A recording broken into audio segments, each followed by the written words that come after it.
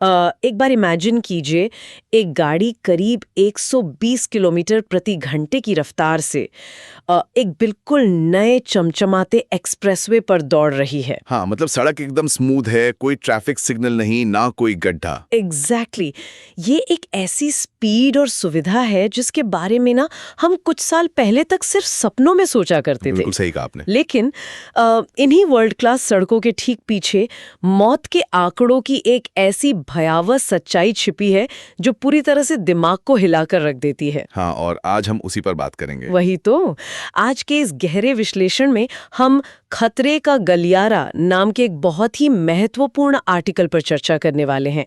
हमारा मकसद आज उस रूट कॉज तक पहुंचना है कि आखिर भारत की ये इतनी बेहतरीन road engineering, world class safety management के बिना क्यों फेल हो रही हैं। यानी ये नए रास्ते मौत के गलियारे में कैसे तब्दील हो रहे हैं। हाँ, मतलब ये बिल्कुल वैसा है जैसे किसी ने एक बेहद महंगा state of the art smartphone खरीद लिया हो, लेकिन उसकी बैटरी किसी भी वक्त फट सकती है। सुविधा तो है पर सुरक्षा जीरो है। स्मार्टफोन की बैटरी फटने वाली बात एक हद तक ठीक है, लेकिन अब देखिए यहाँ स्थिति थोड़ी और जटिल है। अच्छा, कैसे? यहाँ खतरा सिर्फ बैटरी के फटने का नहीं है, बल्कि उन छुपे हुए सिस्टम फ्लॉज का है जो पूरे हार्डवेयर को क्रैश कर रहे हैं। राइट। जब भी सड़क पर कोई बड़ा हादसा होता है तो सबसे पहला रिएक्शन ये होता है कि जरूर ओवर स्पीडिंग हो रही होगी। हाँ, या फिर लोग सोचते हैं कि ड्राइवर ने कंट्रोल खो दिया होगा। एग्जैक्टली पर इस आर्टिकल ने जिस चीज को सेंटर स्टेज पर लाकर खड़ा किया है वो है एडमिनिस्ट्रेटिव लेथार्जी, यानी प्रशासन की लापरवाह कार्यशाली। बाप रे। और इसके साथ रोड डिजाइन की ऐसी भयावह भूलें जो हर रोज जान ले रही हैं। आज की यह चर्चा इसलिए जरूरी है क्योंकि ये सिर्फ ट्रैफिक रूल्स तोड़ने का मुद्दा नहीं है। तो मतलब ये किसी बड़े सिस्टम फेलियर की बात है। बिल्कुल, ये एक ऐसे सिस्टम की कहानी है जहां सड़कें तो 21वीं सेंचुरी की बन गई हैं, लेकिन उन्हें मैनेज करने वाला दिमाग आज भी सदियों पुराना है। और इस बात की गंभीरता तब तक समझ नहीं आती जब तक हम डेटा को ना देखें। सही कहा। इस आर्टिकल में एक छोटा सा स्टेटिस्टिक दिया गया है जो हकीकत में झकझोर देने वाला है, जिसे द 23 रूल कहा गया है। हाँ, ये रूल बहुत कुछ क्लियर कर देता है। देखिए, नेशनल हाईवेज यानी NH देश के कुल रोड नेटवर्क का सिर्फ 2% हिस्सा है, सिर्फ 2% जमीन। राइट। लेकिन भारत की सड़कों पर होने वाली कुल मौतों में से लगभग 30% मौतें इन्हीं 2% सड़कों पर होती हैं। ये आंकड़ा अपने आप में बहुत बड़ा है ना? मैथ के हिसाब से ये बिल्कुल इम्पॉसिबल लगता है। मैं सोच रही थी कि अगर सड़क इतनी बेहतर है तो मौत का आंकड़ा इतना बड़ा कैसे हो सकता है। ये आंकड़ा इसलिए बड़ा है क्योंकि ये 2% हिस्सा किसी साधारण जमीन की तरह बिहेव नहीं करता। समझ नहीं आई ये बात। अगर हम पिछले 5 सालों का मतलब 2019 से 2023 तक का डेटा देखें तो इस रूल की असली क्षमता समझ आती है। क्या कहता है डेटा? इन 5 सालों में इन हाईवेज पर लगभग 21 लाख एक्सीडेंट्स रिकॉर्ड किए गए हैं। Oh wow, 21 lakh. हाँ, और इसमें लगभग 8 लाख लोगों ने अपनी जान गंवाई है। 8 लाख लोग, बाप रे। जरा सोचिए, ये किसी छोटे या मझोले शहर की पूरी आबादी के बराबर है। एक तरह से 5 साल के अंदर एक पूरा शहर इन चमचमाती सड़कों पर नक्शे से गायब हो गया। ये तो सच में एक भयावह तस्वीर है। ये कोई आम सड़क दुर्घटना नहीं हो सकती। बिल्कुल नहीं, ये एक नेशनल क्राइसिस है। पर अगर हम इस डेटा को टाइमलाइन के हिसाब से तोड़ें तो इसमें एक और अजीब ट्रेंड नजर आता है। मैंने आर्टिकल में पढ़ा था कि 2019 को अगर प्री पैंडेमिक बेसलाइन माने, हाँ, जहां से हम कंपेयर कर सकते हैं, वही तो उस साल करीब 4,56,000 एक्सीडेंट्स हुए और 1.59 लाख जाने गई। राइट। फिर 2020 में कोविड आया, लॉकडाउन लगा और जाहिर है एक्सीडेंट्स कम हुए क्योंकि ट्रैफिक ही नहीं था सड़कों पर। सही बात है, पर लॉकडाउन खुलने के बाद का क्या सीन है? वही तो डराने वाला है। 2021 में 4.12 लाख एक्सीडेंट्स हुए, फिर 2022 में ये संख्या 4.61 लाख हो गई, यानी 2019 के प्री कोविड लेवल को भी क्रॉस कर गई। एग्जैक्टली। और 2023 आते आते यह आंकड़ा 4.80 लाख तक पहुंच गया। ये पिछले 5 साल में सबसे ज्यादा है। ये ट्रेंड बहुत चिंता का विषय है। तो यहाँ एक सीधा सवाल बनता है ना, सड़कें बेहतर हो रही हैं, गाड़ियों में नए सेफ्टी फीचर्स आ रहे हैं, फिर ये ग्राफ रॉकेट की तरह ऊपर क्यों जा रहा है? यही वो पॉइंट है। क्या ये सब सच में सिर्फ रैश ड्राइविंग है? यही वो मिथ है जिसे ये आर्टिकल तोड़ता है। देखिए, रैश ड्राइविंग और ह्यूमन एरर हमेशा से थे और आगे भी रहेंगे। हाँ, वो तो है। लेकिन जब ग्राफ इतनी तेजी से एक नए हाईली इंजीनियर्ड इंफ्रास्ट्रक्चर वाले दौर में ऊपर जाए तो ये प्योरली एक फेल होते सिस्टम की निशानी है। इसे सिस्टेमिक फेलियर कहते हैं। सिस्टेमिक फेलियर मतलब गलती सिर्फ चलाने वाले की नहीं है? बिल्कुल। इस बात को थोड़ा प्रैक्टिकली समझने की कोशिश करते हैं। जब एक एक्सप्रेसवे को 120 किलोमीटर प्रति घंटे की स्पीड के लिए डिजाइन किया जाता है तो ड्राइवर से उम्मीद की जाती है कि वो स्पीड को मेंटेन करेगा। सही पकड़ा। अब उस स्पीड पर अगर ड्राइवर के सामने अचानक कोई रुकावट आ जाए तो उसके पास रिएक्ट करने के लिए कुछ मिलीसेकंड्स का ही वक्त होता है। सिर्फ मिलीसेकंड्स? हाँ, ऐसे वातावरण में हादसा होना ड्राइवर की गलती उतनी नहीं है जितनी उस एनवायरनमेंट की गलती है जिसे इनहेरेंटली सुरक्षित होना चाहिए था पर वो था नहीं। अच्छा, तो इसका मतलब खतरा उन चीजों में छुपा है जिन्हें हम सड़क पर नॉर्मल मानते हैं। एग्जैक्टली। लेकिन आखिर इन एक्सप्रेसवेज पर ऐसी कौन सी रुकावटें आ रही हैं जो अचानक सामने आ जाती हैं?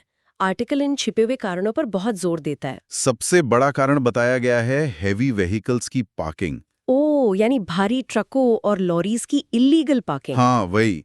हमने अक्सर देखा है कि रात के अंधेरे में किसी एक्सप्रेसवे की लेफ्ट लेन में अचानक एक 40 टन का ट्रक बिना किसी टेल लाइट या हैजर्ड लाइट के खड़ा मिल जाता है। बाप रे, वो तो किसी पहाड़ या दीवार से टकराने जैसा है। बिल्कुल। और ये ट्रक वहां खड़े क्यों होते हैं? इसके पीछे एक और बड़ा कारण है जिसे आर्टिकल ने गहराई से समझाया है। क्या कारण है वो? हाईवे ढाबाज। हाँ, पिछले कुछ सालों में इन चमचमाते हाईवेज के किनारे ढाबों और ईटरीज की संख्या में बेतहाशा वृद्धि हुई है। तो इसमें बुराई क्या है? लोग लंबे सफर पर खाएंगे ही ना। दिक्कत इन ढाबों के वहां होने में नहीं है, दिक्कत इस बात में है कि इन ढाबों का एक्सेस सीधा मेन कैरेजवे से होता है। अच्छा, मतलब सीधा हाईवे से एंट्री? वही, वहां कोई ऑर्गेनाइज पार्किंग नहीं होती जिसकी वजह से हेवी व्हीकल्स और कार्स रोड के किनारे आड़े तिरछी खड़ी हो जाती हैं। ओह, मैं अब समझ रही हूँ। और सबसे हैरानी की बात यह है कि इन ढाबों को ऑपरेट करने का लाइसेंस बिना किसी साइंटिफिक रिस्क असेसमेंट के दे दिया जाता है। एक मिनट, यहाँ मैं थोड़ा पुशबैक देना चाहूंगी। कहिए। क्योंकि ढाबे तो हमेशा से इंडियन रोड ट्रिप के कल्चर का सबसे बड़ा हिस्सा रहे हैं ना। हाँ। ग्रैंड ट्रंक रोड के जमाने से लोग इन्हीं ढाबों पर रुकते आए हैं। हाँ, वो तो है। पराठा और चाय के बिना तो हाईवे का सफर अधूरा लगता है हम सबको। तो अचानक से ये ढाबे विलन कैसे बन गए? विलन ढाबे नहीं है। तो क्या हम कल्चर को खत्म करके एक पूरी तरह से स्टेराइल सड़क चाहते हैं?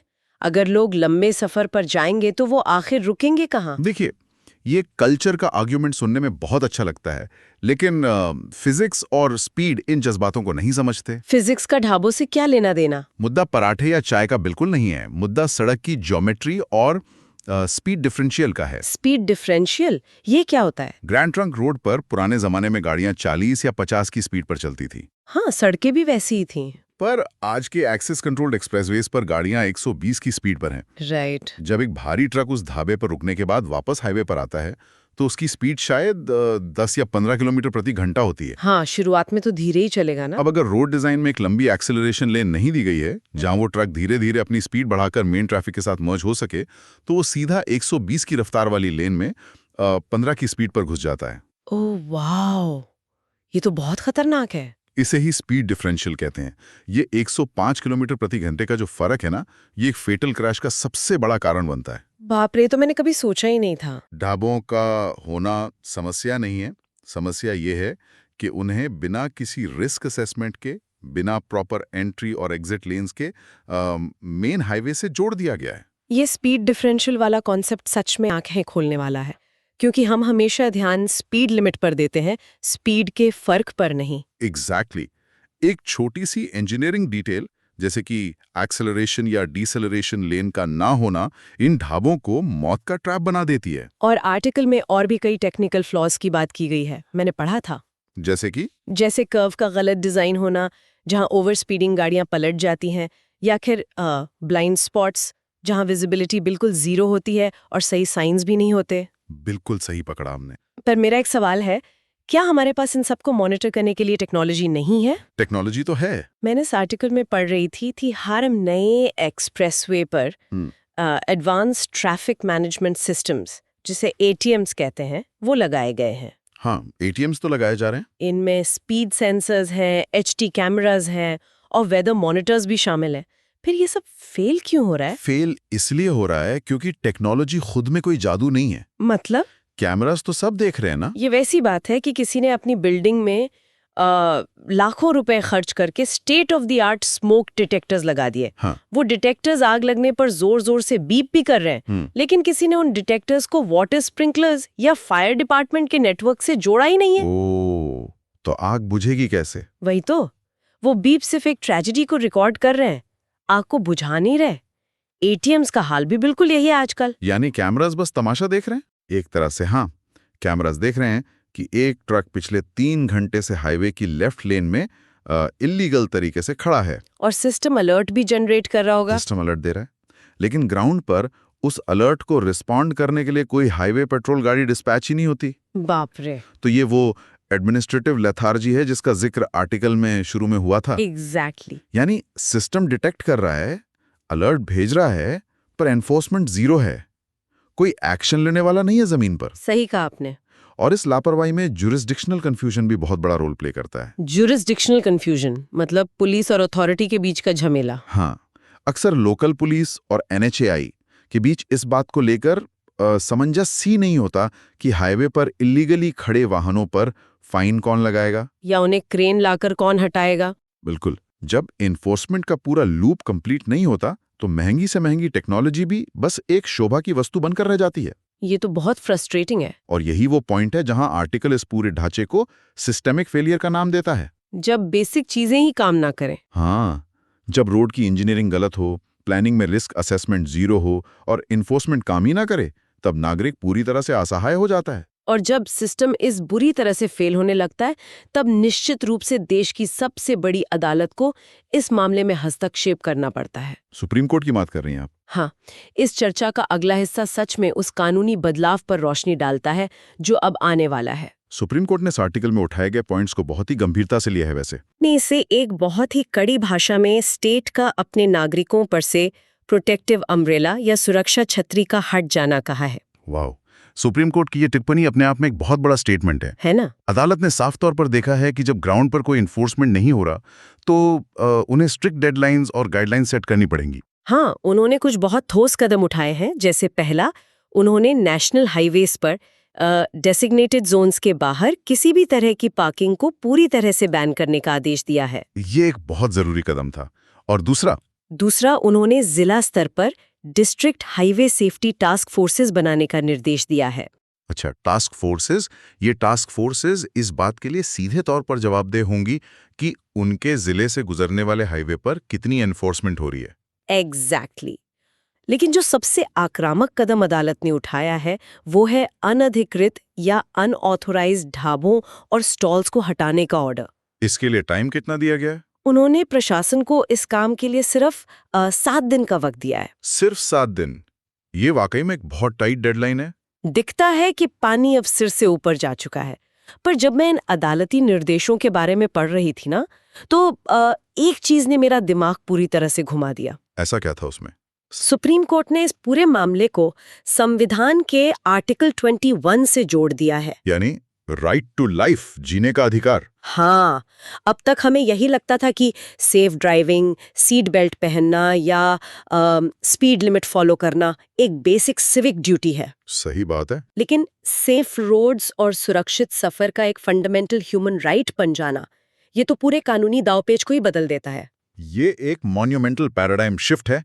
इसे ध्यान से समझना बहुत जरूरी है। थोड़ा और एक्सप्लेन करेंगे इसे। देखिए, पहले क्या होता था, अगर सड़क पर 2 गाड़ियां टकराती थी तो ट्रैफिक पुलिस और कानून सिर्फ ये ढूंढने की कोशिश करते थे कि इन दोनों ड्राइवर्स में से गलती किसकी थी। हाँ, वही देखते थे कि किसने इंडिकेटर नहीं दिया या किसने ब्रेक जल्दी मार दी। एग्जैक्टली, पूरा दोष व्यक्ति पर होता था। लेकिन आर्टिकल 21 को इसमें लाकर सुप्रीम कोर्ट ने कानून की नजर पूरी तरह बदल दी है। अब कानून क्या देखेगा? अब कानून ये देखेगा कि क्या सड़क का डिजाइन गलत था, क्या वहां कोई अनाधिकृत ढाबा था जिसके कारण ट्रैफिक अचानक स्लो हो गया। मतलब अथॉरिटीज पर भी सवाल उठेंगे। बिल्कुल। क्या रोड बनाने वाली कंपनी और टोल वसूलने वाली अथॉरिटी ने अपना काम ठीक से नहीं किया, ये सब देखा जाएगा। ये तो सच में बहुत बड़ा चेंज है। जब अदालत ये मानती है कि इन अवॉइडेबल हैजर्ड्स के कारण मौत हुई है, तो वो सीधे तौर पर सरकार और उन बड़ी कंपनियों को जवाबदेह बना रही है। सही कहा। सेफ रोड अब एक लग्जरी या मांग नहीं है, ये नागरिकों का संवैधानिक अधिकार है जिसे स्टेट को पूरा करना ही होगा। ये सच में इस पूरी चर्चा का सबसे बड़ा टेक अवे है मेरे हिसाब से। नागरिक होने के नाते अब हम रोड सेफ्टी को बस अपनी किस्मत या दूसरों की रैश ड्राइविंग पर नहीं छोड़ सकते। बिल्कुल नहीं। अगर इंफ्रास्ट्रक्चर गलत है तो स्टेट को उसकी जिम्मेदारी लेनी ही पड़ेगी। अगर हम इस पूरे विश्लेषण का निचोड़ निकालें तो एक बात शीशे की तरह साफ हो जाती है। भारत जिस तेजी से आगे बढ़ रहा है, वहां सिर्फ चमचमाती सड़कें और हजारों किलोमीटर के एक्सप्रेसवे बना लेना ही काफी नहीं है। सही बात है। वर्ल्ड क्लास इंजीनियरिंग का कोई वजूद नहीं है अगर उसके साथ world class strict safety management ना हो। हाँ, वही एटीएम्स के लाखों कैमरास का तब तक कोई फायदा नहीं जब तक कंट्रोल रूम से सीधा ग्राउंड पर इन्फोर्समेंट पेट्रोल ना भेजा जाए। एग्जैक्टली। जब तक इल्लीगल पार्किंग और हाईवे पर आने वाले अनप्लान्ड कट्स को जीरो टॉलरेंस के साथ बंद नहीं किया जाता, तब तक ये 8 लाख मौतों का ग्राफ और ऊपर ही जाता रहेगा। मेरा भी यही मानना है। एक सुरक्षित सफर किसी एक चीज से नहीं बनता, ये प्लानिंग, इंजीनियरिंग और एनफोर्समेंट के सही तालमेल का नतीजा होता है।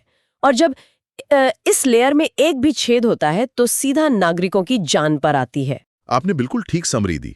ये 3 पिलर्स, इंजीनियरिंग, रिस्क असेसमेंट और जीरो टॉलरेंस एनफोर्समेंट, जब एक साथ एक सिंक में काम करेंगे तभी हम कुछ बदलाव देख पाएंगे।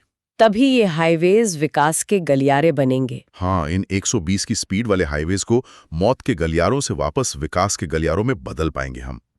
सुप्रीम कोर्ट के 7 दिन वाले आदेश और आर्टिकल 21 के दायरे ने एक सॉलिड नींव तो रख दी है। अकाउंटेबिलिटी तय कर दी गई है। लेकिन हकीकत यही है कि बदलाव कागजों पर नहीं, जमीन पर दिखना चाहिए।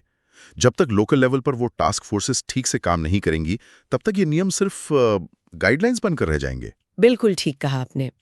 अब जब हम इस चर्चा को विराम दे रहे हैं तो इस विश्लेषण से उभर कर आने वाला एक नया विचार अकेले में थोड़ा सोचने के लिए जरूर छोड़ना चाहेंगे हम। हाँ, एक आखिरी थॉट। हमने इस बारे में गहरी बात की कि कैसे सुप्रीम कोर्ट के आदेश के बाद हाईवेज पूरी तरह से स्ट्रिक्ट, ऑटोमेटेड और शायद एकदम स्टेराइल हो जाएंगे, यानी बिना किसी अनधिकृत रुकावट के, जहां गलती की कोई गुंजाइश ही नहीं बचेगी। लेकिन जरा सोचिए, अगर हमारे नेशनल हाईवेज पूरी तरह से परफेक्ट हो भी गए, जहां कोई इल्लीगली पार्क नहीं कर सकता और हर चीज मशीन कंट्रोल कर रही है, तो क्या होगा? तो क्या सड़कों पर चलने वालों की केयरलेस ड्राइविंग और बद इंतजामी सच में अंदर से सुधरेगी? ये एक बहुत ही वैलिड सवाल है। या फिर लोग अपनी इन्हीं लापरवाह ड्राइविंग हैबिट्स को निकालने के लिए इन्हें हमारे छोटे स्टेट हाईवेज और शहर की उन भीड़-भाड़ वाली सड़कों पर ले जाएंगे जहां एटीएम्स का जादू नहीं चलता और एनफोर्समेंट अभी भी काफी वीक है। ये बहुत बड़ा खतरा हो सकता है आगे चलकर। वही ना, अगर एनवायरनमेंट सुरक्षित हो जाए पर माइंडसेट वही पुराना रहे, तो क्या हम सच में सुरक्षित हैं? ये एक ऐसी बात है जिस पर हम सबको ध्यान देना चाहिए, क्योंकि सुरक्षा कभी भी सिर्फ एक गलियारे या एक एक्सप्रेसवे तक सीमित नहीं रह सकती। ये एक आदत है जिसे हर सड़क पर निभाना होता है।